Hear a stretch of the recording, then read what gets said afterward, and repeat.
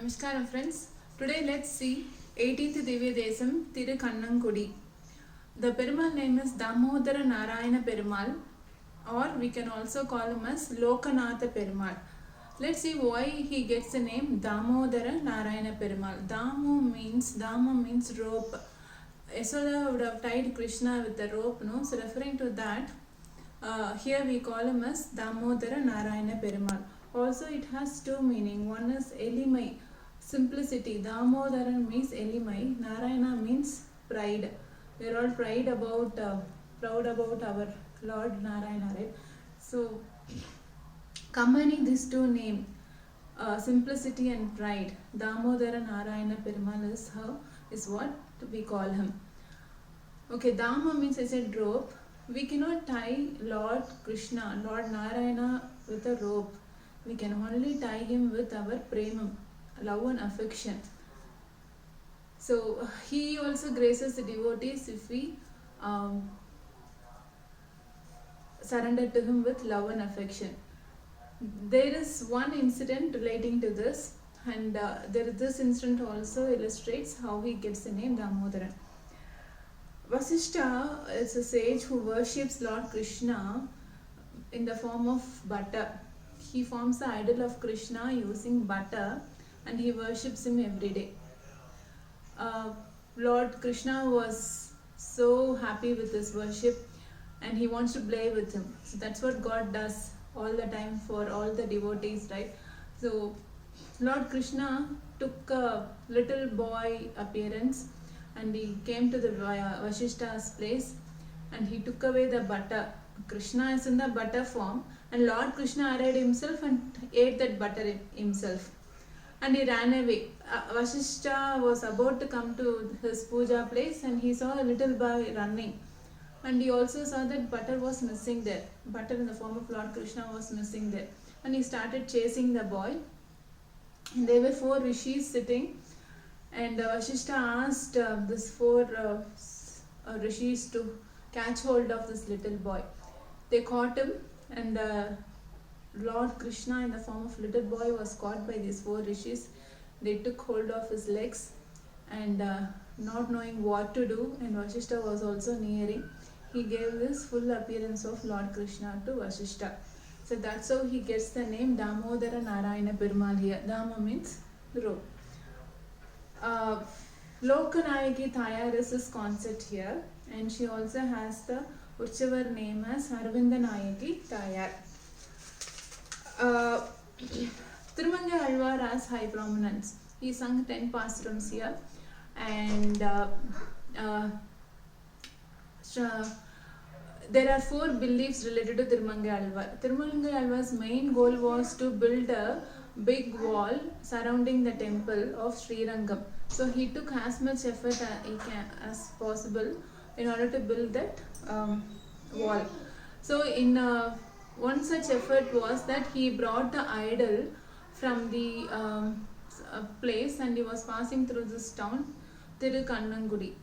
It was so late, so he wanted to take rest under a tamarind tree. Since he was having a costly idol with him, he requested the tamarind tree not to sleep in the night and to take care of this idol and to inform him if someone is nearing the tree. So the belief is that even now the tamarind tree never sleeps in the town is one such belief.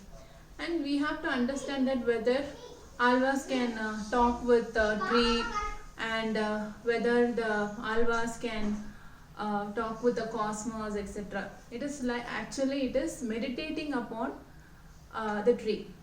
It is a virtual interaction they'll have, but poets exaggerate and they say that they are talking with the tree. The kids may question, that's why I'm giving this explanation. They meditate and they talk virtually. So that's one belief where we can see the belief is that tamarind tree never sleeps here. The other belief is Tola Vazhakku. Tirumangalvar taking rest in this tree, the people in the town started inquiring him whether he owns this land, whether he has all the documents related to prove that he is owning that land. So Tirumangalvar gives the reason that he has the document in the Srirangam, because those days it will take a while to reach Srirangam, right? So he stretches, and to escape from that incident, he gives the reasons. So the belief is that any problems related to land will take lot of years to get closed in that town, is the other belief. Third is that Ura Kenaru. One day he felt very thirsty. Tirumangalva felt very thirsty. He saw a lady carrying a pot of water. He asked water, but that town people was not happy with the way he is dealing with that land. So she didn't give water to him. And Tirumangalva cursed that this town will never get water in the well. So, Ura Kenaru means it doesn't give water at all, the well, because actually the water should be secreted from the ground, no? But here it is a belief that it never secretes here because of the curse given by Tirumangai Alvar. Kaya Magidamaram is the fourth belief. Now, it was believed that Lord Narayana himself has given him food under this Magidam tree, which is a Sthala Vriksham also. And so Tirumangalva felt very happy, and he gave the boon to the town. This Magidamaram will never be dried in the town. So these are the four prominence of this place called Tirukannangudi. And this Tirukannangudi is also one of the Pancha Krishna Kshetram. The other three Kshetrams that we saw earlier are Kabisthalam, Tirukannamangai, Tirukannapuram, and this is Tirukannangudi. The other one is Tirukovilur, that is in the Nadunadu dynasty. These are from the Chola dynasties. So we have discussed about 4 Krishna Kshetrams out of 5. And the Pushkarni name is Shravana Pushkarni. It has very high prominence. The belief is that just by hearing the name of Shravana Pushkarni of this place, Tirukannangudi itself will bring lot of goodness to us. Earlier I would have told about Darshana Pushkarni in other Divya Desam, where by just seeing, without taking a holy dip, by just seeing the Pushkarni itself will get all the goodness. Here by just listening, hearing the word that we are talking now itself will get all the goodness, is the belief about Shravana Pushkarni. Utparvavata Vimanam is the Vimanam name. And architecture is, the Rajagopuram has 5 tiers. And it's a vast temple complex, and with a beautiful Pushkarni and Sthala Vriksham. Mukta and Ardha Mandapam, the 2 halls we need to cross in order to reach the main sanctum. Here we can see the Lord Damodara Narayana Perumal in the standing posture. So that's the detail I want to give about this Divya Desam number 18 Tirukannangudi. And for the note, that additional note that I am adding every day, let's see the meaning for Om Mantra. I have talked about Om Mantra in my earlier videos, but I didn't give the full meaning of it. It's the Pranavakara Mantram, I said. It's the Moola Mantram for our culture.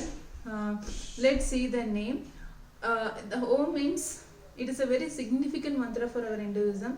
It is a primary or seed. Pranava means seed or Bija mantra. It contains a seed for all the mantras within itself. So every mantra, if you notice, it will start with Om. Om is also referred to in some texts as a primordial sound. That sounds bring lot of goodness to every one of us. If we cannot recite full mantras or full slokas, just by reciting Om itself will give all the goodness to you and the families. That's the extra note I want to give. Let's meet tomorrow with Divya Desam number 19. Thank you all friends. Namaskaram.